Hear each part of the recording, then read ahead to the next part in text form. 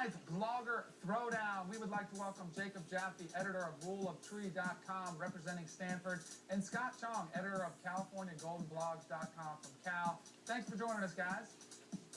Thanks for having me. Jacob, let's start off with you. Stanford is coming off a heartbreaking loss against the Fighting Irish on the road, which is something they haven't done all season. They haven't been able to get a win when they're away from home. How are they going to overcome that hump? Well, I think the answer is pretty easy. They got to find some offense. If you look at the first two games on the road, they didn't score an offensive touchdown. They settled for 4 field goals. And when your defense only gives up 17 and 13 in regulation in 2 games and scores a touchdown in each game, you should pretty much win every time. So it's really all about the offense. The offenses look fine when playing at home. There's no real reason it should be that much worse on the road. And I think some of it has to do with the defense that they were playing. But something about this team's mindset just has to change going into this week. And luckily, it's a rivalry game. There should be no trouble getting these guys up for this game. Well, Scott, it's no secret that Stanford likes to run the ball with Stephen Taylor, perhaps too much. A simple quarterback sneak would have won that game against Notre Dame. But how does Cal approach this game defensively to take the ball out of Stephen Taylor? Well, everybody knows that you have to stop Stephen Taylor and put the ball, in the quarterback's inexperienced hands. Cal's been playing a lot of 2-4-5 nickel with only 2 defensive linemen. We've been playing a lot of spread offenses with mobile quarterbacks. That's not going to work against Stanford's O-line. We're going to have to, at minimum, go back with 3 down line, a true nose. We're probably going to want to put Scarlett, which is the bigger of our outside linebackers, on at 1 end spot. And our 2 best run defenders are Chris McCain and Avery Sebastian. McCain is a linebacker, outside linebacker, very fast, good range, good instincts. And Avery has changed the entire defense since he's moved into his starting role. Besides that, guys are going to have to win their one-on-ones. If the Stanford O-line is able to get to the second level, considering how well they execute their power run game, that's going to be a long day. Scott, if Stanford's able to run the ball, are you confident that wide receiver Keenan Allen will be able to continue to play at such a high performance level to help the Golden Bears stay in this game? Do you mean if Stanford is able to run the ball or is able to stop Cal's running game? If Stanford's able to run the ball, are they going to be able to match them point for point? Well, if Stanford's able to run the ball, they're probably controlling the clock, which means, I have no question that Keenan Allen is going to play well.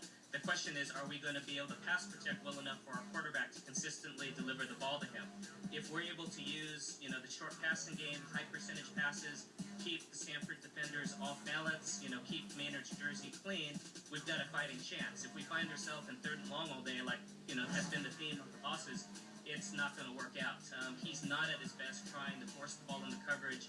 Stanford safeties are pretty good, so if they're able to put a corner, below him with safety help up top, and, Maynard has to play catch-up and has to put the ball, on his hands to win it, that's going to be tough.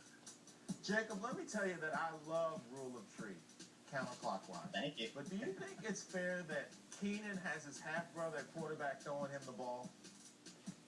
Oh, I mean, who else is going to want to catch passes from Zach Maynard? They got to have somebody that'll be a receiver for him, and why not his half-brother? I mean, that's pretty much the reason he goes there. It was pretty much a package deal to get both of them there, and Keenan Allen's about the only receiver they've got at Cal, so I assume that's why he's staying there, because who else would Zach Maynard throw to? Well, I might interject. First, the correction. It's brother. He prefers brother, not half-brother.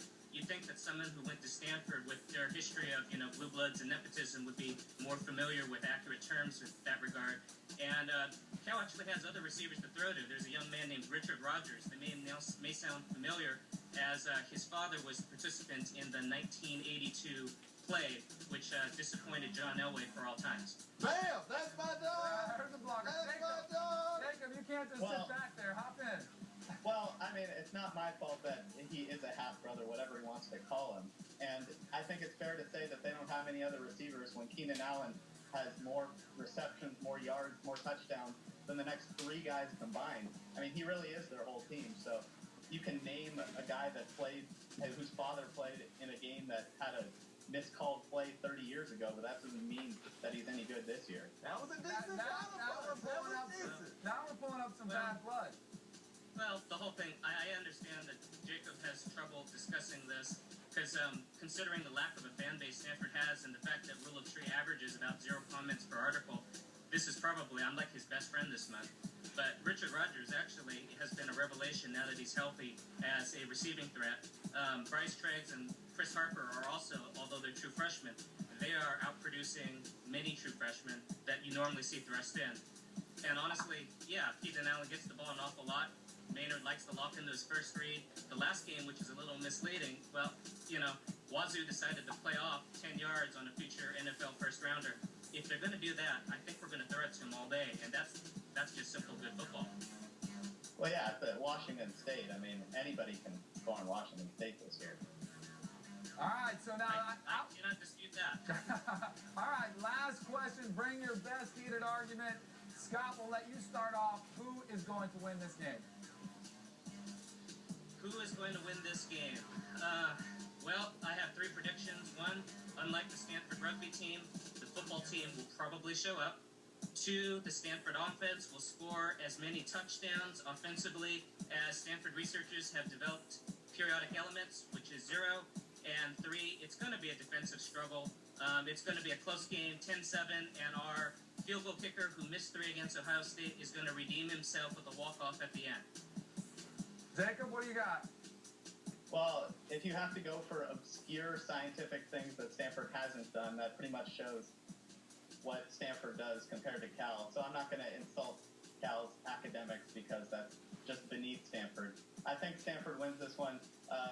Probably a pretty close game throughout, and Stanford scores late to make it a 2-score game. I'll say 27-13. I just don't think Cal can stop Stanford's pass rush, and Stanford's line has manhandled Cal the past couple years. It'll be 3 in a row with this win on Saturday. All right, that was dope. I want to thank Jacob Jaffe, editor of RuleOfTree.com, and new blogger throwdown champion Scott Jarga, CaliforniaGoldenBlog.com. Check out his website. That's my dog. That is a blog. We'll see what happens on Saturday. Thanks a lot, fellas. It'll be a good game. Thanks For having us, Danny. All right, you catch your breath? We fired up.